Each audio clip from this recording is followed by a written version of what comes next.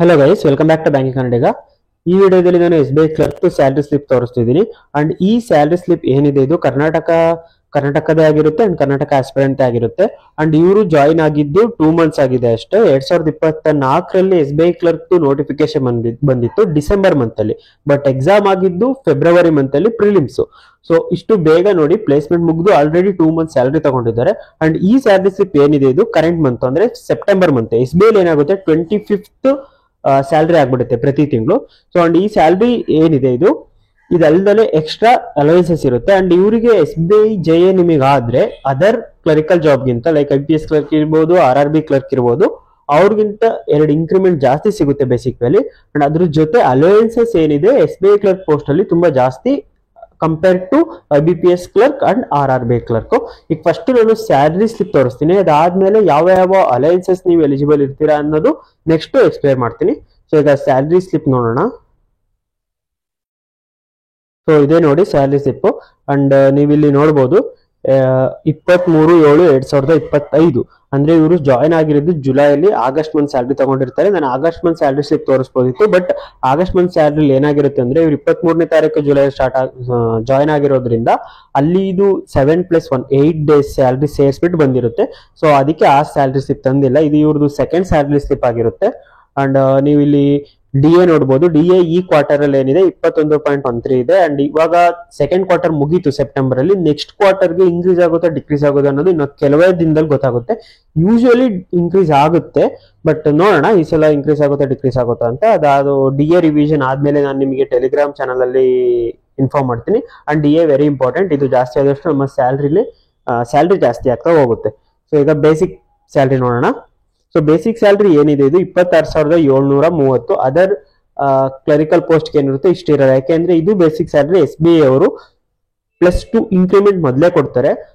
ಬೇರೆ ಏನು ಉಳಿದಿರೋ ಬ್ಯಾಂಕ್ಗಳಿದೆ ಅವರೆಲ್ಲ 2 ವರ್ಷ ವರ್ಕ್ ಮಾಡಿದ್ಮೇಲೆ ಅವರಿಗೆ ವರ್ಷಕ್ಕೆ 1 ಇಂಕ್ರಿಮೆಂಟ್ ತರ 2 ಇಂಕ್ರಿಮೆಂಟ್ ಸಿಗೋದು. ಬಟ್ SBI ಅಲ್ಲಿ ಮೊದಲೇ 2 ಇಂಕ್ರಿಮೆಂಟ್ ಸಿಗುತ್ತೆ.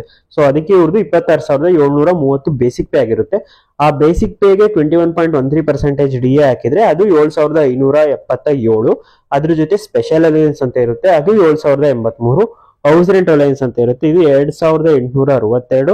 ಸ್ಪೆಷಲ್ ಪೇ ಅಂತ ಇದು 1,200. ಅಂಡ್ ಟ್ರಾನ್ಸ್ಪೋರ್ಟ್ ಅಲೈನ್ಸ್ ಅಂತ 850. ಸೊ ಇದಲ್ದಲೆ ಮತ್ತೆ ಕನ್ವೀನಿಯನ್ಸ್ ಅಲೈನ್ಸ್ ಅಂತ ಕೊಡ್ತಾರೆ. ನಾನು ಅಲ್ಲಿ ಅಲೈನ್ಸಸ್ ಬಗ್ಗೆ ಎಕ್ಸ್ಪ್ಲೇನ್ ಮಾಡಬೇಕಿದ್ರೆ ಹೇಳ್ತೀನಿ. ಸೊ ಇಲ್ಲಿ ನೋಡ್ಬೋದು ನೀವು ಪ್ರೊಫೆಷನಲ್ ಟ್ಯಾಕ್ಸ್ ಅಂತ 200. ಇದು ಆಫೀಸರ್ಗೂ ಕಟ್ಟಾಗುತ್ತೆ, ಎಲ್ಲರಿಗೂ ಕಟ್ಟಾಗುತ್ತೆ. And contribution to pension fund. So ಇವರಿಗೆ ಪೆನ್ಷನ್ ಫಂಡ್ ಇರುತ್ತೆ, PF ಇರುತ್ತೆ SBI ಅಲ್ಲಿ. ಉಳಿದಿರೋ ಯಾವ ಬ್ಯಾಂಕ್ ಅಲ್ಲಿ NPS ಇರುತ್ತೆ.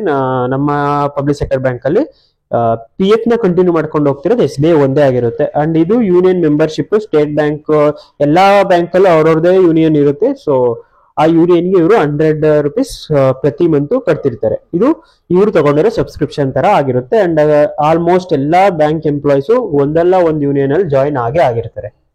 ಸೊ ಈಗ ಟೋಟಲ್ ಸ್ಯಾಲ್ರಿ ನೋಡೋಣ.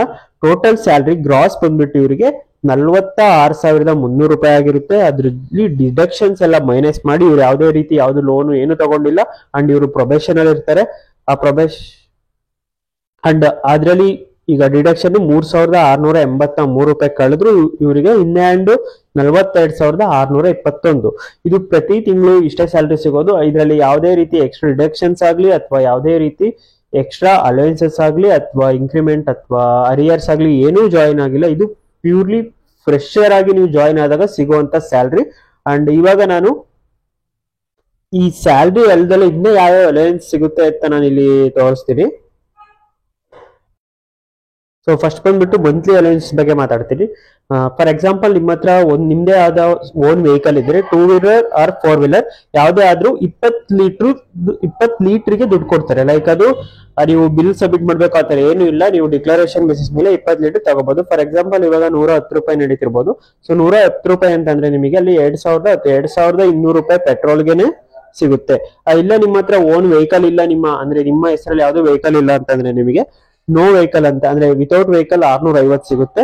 ಸೊ ಇಲ್ಲಿ ನೋಡಿ ಎಷ್ಟು ಡಿಫ್ರೆನ್ಸ್ ಆಯ್ತು. ವೆಹಿಕಲ್ ಇದ್ರೆ ಇಷ್ಟು, ವೆಹಿಕಲ್ ಇಲ್ಲ ಅಂದ್ರೆ ಅಷ್ಟು ಸಿಗುತ್ತೆ. ಅಂಡ್ ನ್ಯೂಸ್ ಪೇಪರ್ಗೆ ಅಂತ 450 ಸಿಗುತ್ತೆ.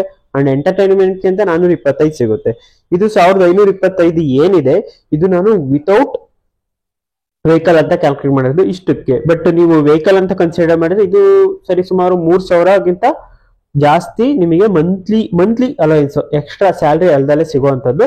ಅದು ಬಿಟ್ಟು ಇನ್ನು ಏನೇನ್ ಬೆನಿಫಿಟ್ ಇದೆ ಅಂತಂದ್ರೆ ಬೋನಸ್ ಅಂತ 8.33% ಆಫ್ ಬೇಸಿಕ್ ಪೇ ಕೊಡ್ತಾರೆ, ಲೈಕ್ ಪ್ಲಸ್ ಡಿ ಎ, ಇಲ್ಲ ಅಂದ್ರೆ 7,000 ಪರ್ ಇಯರ್, ಇದು ಒಂದು ವರ್ಷಕ್ಕೆ ಸಿಗುವಂತದ್ದು.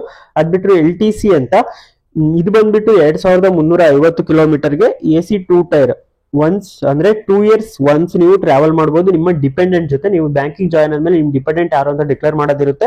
ಸೊ ಅವ್ರ ಜೊತೆ ನೀವು ಇಷ್ಟು ಟ್ರಾವೆಲ್ ಮಾಡಬಹುದು. ಅದರ್ವೈಸ್ ನೀವು ಇಷ್ಟು ಏನಿದೆ ಫೇರು AC 2 ಟೈರ್ದು ಆ ಅಮೌಂಟ್ ನ ನೀವು ಕ್ಲೈಮ್ ಮಾಡಬಹುದಿರುತ್ತೆ 2 ವರ್ಷಕ್ಕೆ ಒಂದ್ಸಲ ಇದು. ಅಂಡ್ ಅದ್ಬಿಟ್ಟು ಮೆಡಿಕಲ್ ಅಲೋಯನ್ಸಸ್ ಅಂತ 2,830, ಇದು ವಿತೌಟ್ ಬಿಲ್ ಇರುತ್ತೆ.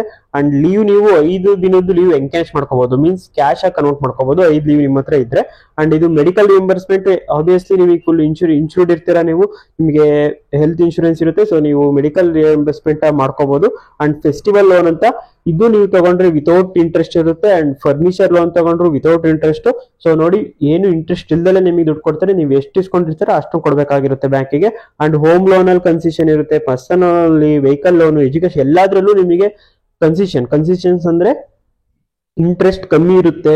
ಅಂಡ್ ಮಾರ್ಜಿನ್ ನೀವು ಕಮ್ಮಿ ಕೊಡ್ಬೇಕಿರುತ್ತೆ. ಅಂಡ್ ಇಂಟ್ರೆಸ್ಟ್ ಕಮ್ಮಿ ಇರೋದ್ರ ಜೊತೆ ಇನ್ನೊಂದು ಪ್ರಾಫಿಟ್ ಏನು ಅಂದ್ರೆ ಸಿಂಪಲ್ ಇಂಟ್ರೆಸ್ಟ್ ಇರುತ್ತೆ, ಕಾಂಪೌಂಡ್ ಇಂಟ್ರೆಸ್ಟ್ ಇರಲ್ಲ. ನೀವೆಲ್ಲ ಓದ್ತಿದ್ರೆ ಅರ್ಥಮೆಟಿಕಲಿ ಬಂದಿರುತ್ತಲ್ಲ ಸಿಂಪಲ್ ಇಂಟ್ರೆಸ್ಟ್, ಕಾಂಪೌಂಡ್ ಇಂಟ್ರೆಸ್ಟ್ ಅಂತ, ಸುಮ್ಮನೆ ನೀವು ಕ್ಯಾಲ್ಕುಲೇಟ್ ಮಾಡಿ ನೋಡಿ ಎಷ್ಟು ಡಿಫರೆನ್ಸ್ ಆಗುತ್ತೆ ಅಂದ್ರೆ ಸಿಂಪಲ್ ಇಂಟ್ರೆಸ್ಟ್ಗೂ ಕಾಂಪೌಂಡ್ ಇಂಟ್ರೆಸ್ಟ್ಗೂ.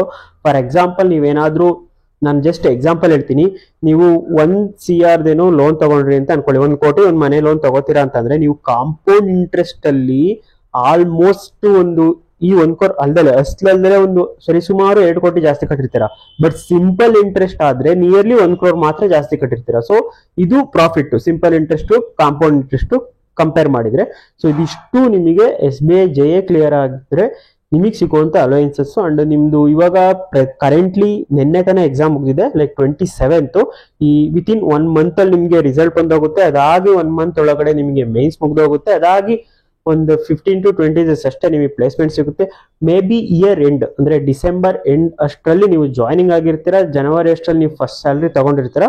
ಸೊ ಅದಕ್ಕೆ ಯಾರ್ಯಾರ್ದು ನೀವು ಕ್ಲರಿಕಲ್ ಈಗ GA ಎಕ್ಸಾಮ್ ಇದೆ, ಯಾರು 70 ಅಬೌವ್ ಅಟೆಂಪ್ಟ್ಸ್ ಮಾಡಿದೀರಾ ಅಥವಾ 65 ವಿತ್ ಅಕ್ಯುರೇಸಿ ಮಾಡಿದೀರಾ, ಹೇಳಕ್ಕಾಗಲ್ಲ ಕಟ್ ಆಫ್ ಕಮ್ಮಿ ಆಗುತ್ತಾ ಅಥವಾ ಹೇಗೋಗುತ್ತೆ ಅಂತ ಅಕ್ಯುರೇಟ್ ಆಗಿ. ಸೊ ನೀವು ಮೇನ್ಸ್ಗೆ ಪ್ರಿಪೇರ್ ಆಗಿ. ಈಗ ನಿಮ್ದು ಮೇನ್ಸ್ ಪ್ರಿಪೇರ್ ಆಗಿದ್ದ ಅಕಸ್ಮಾತ್ ಏನಾದ್ರೂ ಕ್ಲರಿಕಲ್ ಇದು ಪ್ರಿಲಿಮ್ಸ್ ಕ್ಲಿಯರ್ ಆಗ್ಲಿಲ್ಲ ಅಂದ್ರೆ ಪ್ರಿಪರೇಷನ್ ಯಾವತ್ತೂ ವೇಸ್ಟ್ ಆಗಲ್ಲ. RRB ನೆಕ್ಸ್ಟ್ ಬರ್ತಾ ಇದೆ, IBPS ಬರ್ತಾ ಇದೆ, RRB PO, RRB ಕ್ಲರ್ಕ್ ಇದೆ.